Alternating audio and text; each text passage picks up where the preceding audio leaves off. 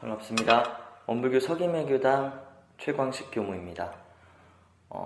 지난 한 주를 단어로 표현해보자면 긴장과 허탈함이라고 표현할 수 있을 것 같습니다.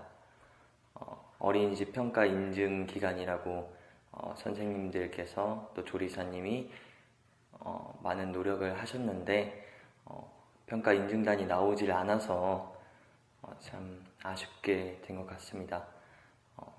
그렇지만 이런 아쉬움 가운데에도 선생님들과 조리사님이 다시 새 마음과 새 기운으로 활기찬 하루를 맞이할 수 있었으면 좋겠습니다. 교사법회를 어떻게 진행하면 좋을까 고민을 하다가 선생님들에게 조금이나마 실질적인 것들로 꾸리면 좋겠다라는 생각을 하게 되었습니다. 아이들이 성장해 나가는 과정 속에 많은 교육들을 받게 되잖아요. 그 중에는 학교에서 받는 지식에 대한 교육도 있을 것이고 또 살아가면서 은연중에 받게 되는 문화나 또 관습에 대한 교육도 있습니다. 교육이라는 것이 반드시 필요한 것일 수도 있겠지만 사실 이 교육이라는 것은 아이들의 본인들 스스로의 의지보다는 남들의 기대나 요청에 의해 있어지는 것들이 많아지는 것 같습니다. 아이들이 부담과 억압으로 이 교육을 받아들이지 않기 위해서 필요한 것이 무엇일까요? 아이들이 건강한 몸과 마음으로 성장하기 위해서 필요한 것. 저는 그것을 마음에 대한 활용법이라고 생각을 하게 됐습니다. 그래서 이런 시간을 준비하게 되었고요. 이번 시간은 다소 마음 공부라는 것에 대한 설명에 초점을 맞추어질 예정인데 차차 선생님들께서 아이들과 활동하는 시간에 활용하고 또 적용할 수 있는 그런 놀이들을 중심으로 마음 공부 이야기를 전해드릴까 합니다.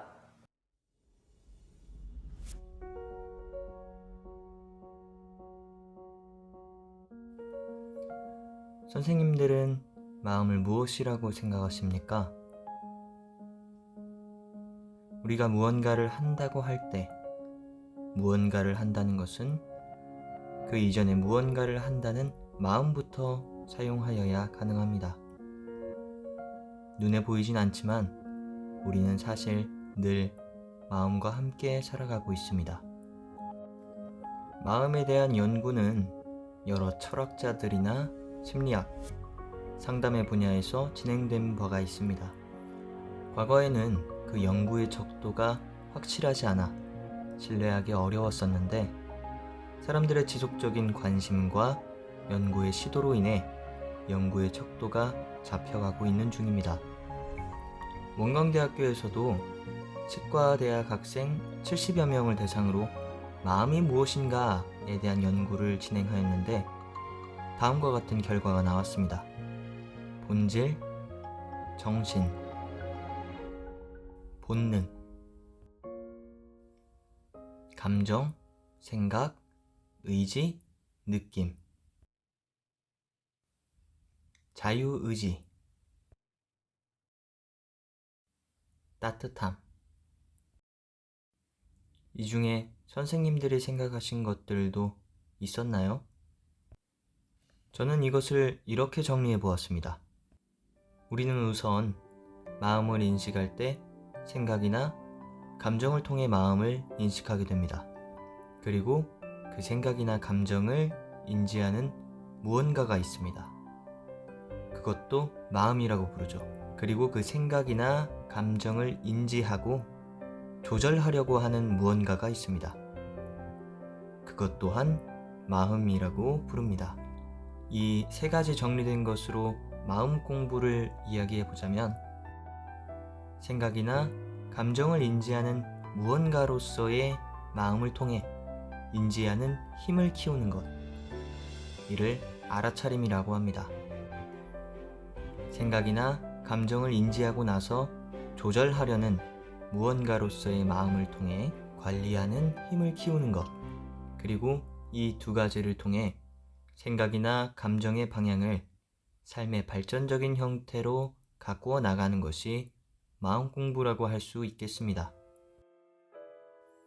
아이들의 마음을 표현할 때 이런 표현을 하고는 합니다. 순수한 마음, 때묻지 않은 마음, 하늘 마음. 아이들의 마음이 이렇다는 것은 점차 어른이 되어가면서 그렇지 못하게 된다는 것이기도 하죠. 마음이 물들어간다는 것을 뜻합니다. 우리의 처음은 자연과 수용으로 가득합니다. 태어나고 살아서 숨쉬게 되는 것만으로 기적이라 느껴지고 처음 하는 모든 것들이 칭찬의 대상이 되죠. 그러다 점차 기대와 바람이 들어서게 됩니다. 이래야 해, 이래선 안 돼 라는 외부의 교육이 있어지게 되는 것이죠. 아이들은 다른 사람들의 기대와 바람을 충족하기 위해 학습을 시작합니다. 자연과 수용이 아닌 만들려는 것으로 물들기 시작하는 것이죠. 원불교 마음 공부에는 크게 두 가지 흐름이 있습니다. 경계를 대상 삼는 마음 공부, 그리고 경계를 대상 삼지 않는 마음 공부가 그 두 가지 흐름입니다.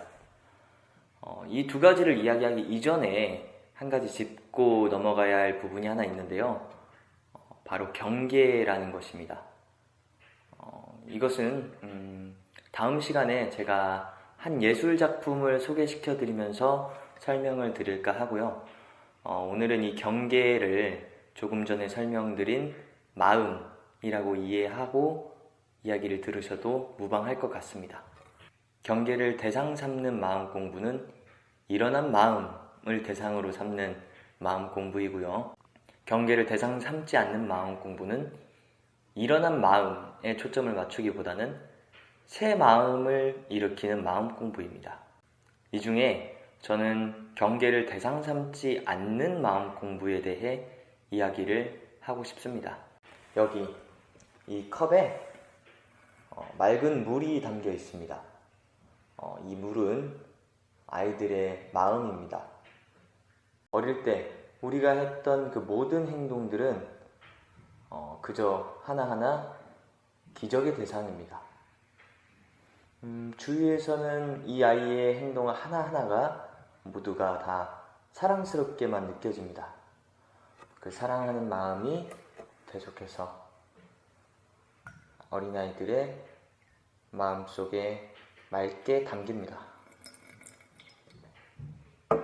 그러다가 어른들이 이 아이가 이대로는 자라서는 안 되겠다 라든가 사회의 구성원으로서의 역할을 다할 수 있게 하기 위해서 교육의 필요성을 느낍니다.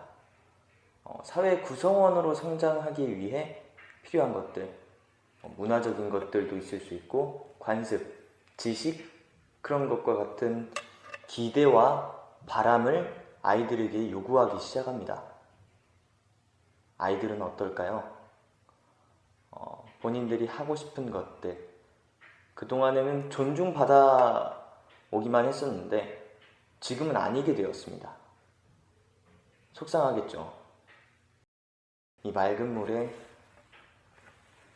검정 잉크 한 방울이 툭 떨어집니다.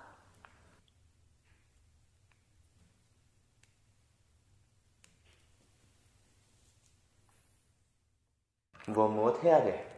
무엇 해선 안 돼. 아이들의 시선에서는 도저히 이해할 수 없는 어른들의 요구가 있어집니다. 아이들은 어떻게 할까요? 그래도 합니다. 기대와 바람을 충족시키고 또 처음에 받았었던 그 칭찬들을 다시 받기 위해서 그런 과정을 계속하면서 계속해서 잉크가 떨어집니다.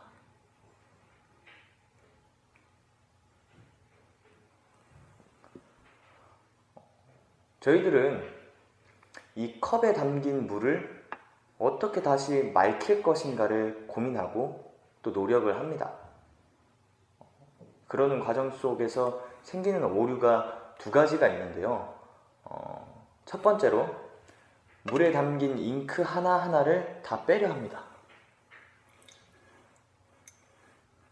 검정 잉크 하나하나를 다 집어서 빼려고 합니다. 도대체 어느 세월에 이 물을 다시 맑힐 수 있을까요? 두 번째는 이 물이 그 전에는 정말 맑았던 물인데 도저히 그 이전에 맑았던 물이 아니다. 이미 잉크가 되어버렸다 라고 생각해서 이 물을 포기해버리는 것입니다. 이 두 가지는 잉크와 싸우려고 드는 것, 잉크를 대상 삼는 것, 즉 경계를 대상 삼는 것입니다. 그러면 이 물을 다시 맑히기 위해서 어떻게 해야 될까요? 이렇게 해보면 어떨까요? 맑은 물을 컵에 부어보는 것입니다.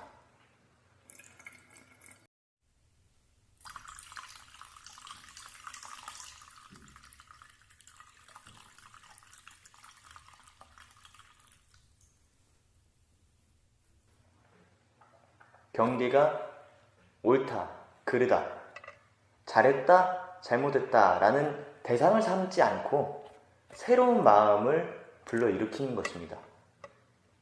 맑은 물은 물들지 않은 아이들의 자발적인 마음입니다.